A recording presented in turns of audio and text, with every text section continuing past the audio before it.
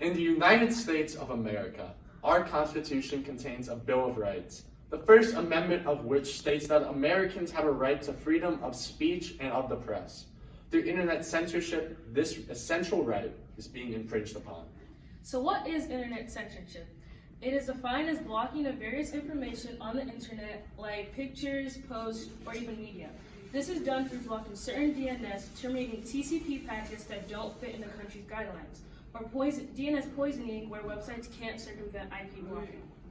Internet censorship does possess some benefits to society, such as that harmful malware can be blocked from reaching citizens' computers, or that vulgar and inappropriate things can be shaded from the public.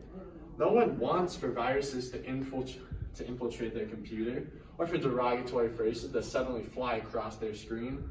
However, there are copious negatives associated with internet censorship. Citizens are prevented from seeing content that, while others might find it vulgar, they might find it fascinating.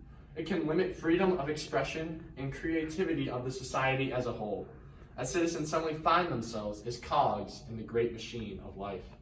There have been many examples of legislation, such as the Communications Decency Act, that has been repealed for being unconstitutional. Internet censorship should be limited within a free society, as once a government begins to limit the thoughts of its people, a mature culture begins to deteriorate. Countries such as China and Turkey have policies which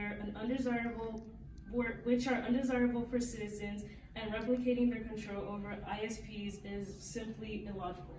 A free government should allow for citizens to make their own choices regarding the content that is appropriate for them, whether or not it's popular. We are free. We are Americans.